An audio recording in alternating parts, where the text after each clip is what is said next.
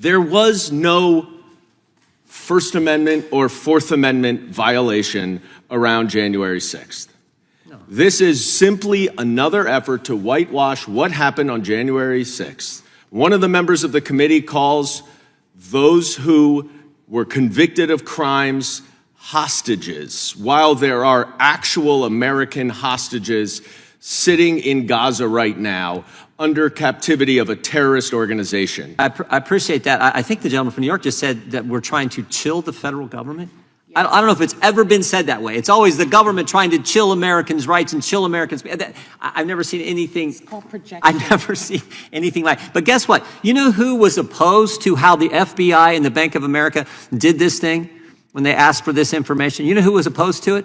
This is why you need to see what happened when Jim Jordan and Dan Goldman clashed on live TV. It all started when Reverend Dan Goldman took the floor and delivered a hypothetical that hit January 6th right on the nose, without even mentioning it. Chairman Jim Jordan could barely contain himself. His face turned red as he demanded time to respond, flipping Goldman's argument on its head.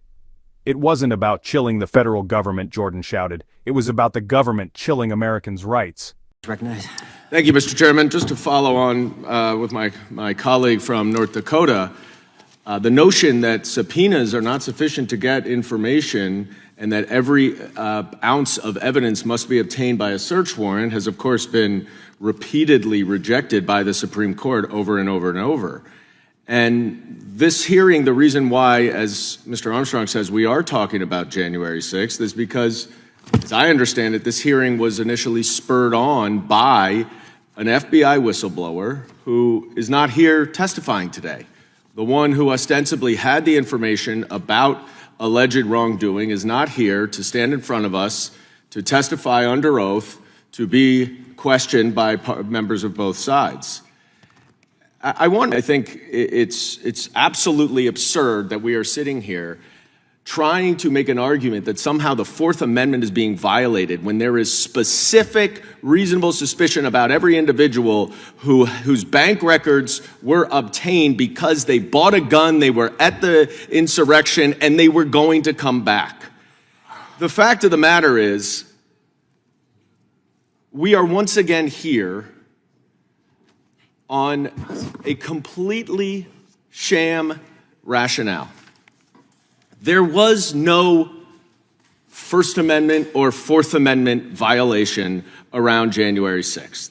No. This is simply another effort to whitewash what happened on January 6th. One of the members of the committee calls those who were convicted of crimes hostages, while there are actual American hostages sitting in Gaza right now under captivity of a terrorist organization. And we're supposed to equate the people sitting in jail who rioted and attacked this Capitol, we're supposed to equate them with these hostages. Mr. Chairman, you continually say that it used to be that both parties agreed with the First Amendment. It didn't used to be. It is. It remains the case. We all agree with the First Amendment. But the problem is that the First Amendment is not absolute. It does not protect any single thing anyone says. And there are limits, and that's important. And what this committee has been trying to do for the last year and a half is to chill the federal government from monitoring what is going on social media and otherwise out there so that misinformation and disinformation can run rampant in on Elon Musk's social platform and every other social platform so that the Republicans, can benefit from it in November's election. That is why this committee exists. The time of the gentleman. And we have gotten no evidence to support any of these allegations. Chair, I appreciate that. I think the gentleman from New York just said that we're trying to chill the federal government. I don't know if it's ever been said that way. It's always the government trying to chill Americans' rights and chill Americans. I've never seen anything. It's called projection. I've never seen anything like. But guess what? You know who was opposed to how the FBI and the Bank of America did this thing when they asked for this information? You know who was opposed to it? 3 FBI agents. The guys on the case. George Hill, Bonavolanta, Steve Jensen, all testified to the committee that it was wrong. And guess who else said it was wrong? Chris Wray said this. We recalled this information to avoid even the appearance of any kind of overreach. So even the FBI, who was systematically violated Americans, who's this FBI who said, if you're a pro-life Catholic, you're an extremist. If you're a parent going to a school board meeting, you're a terrorist. Even the FBI said, this is ridiculous. And they pulled back. 3 agents testified.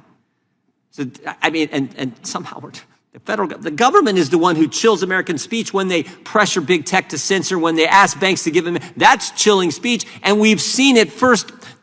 Dr. Peterson's seen it in his own country, and now it's coming here. That's what we're concerned about. I yield back to the gentleman. Thank him for yielding. This fiery exchange was more than just political theater. It spotlighted the deep divide in views on government power and constitutional rights. Goldman sees the FBI's actions as essential to protect democracy.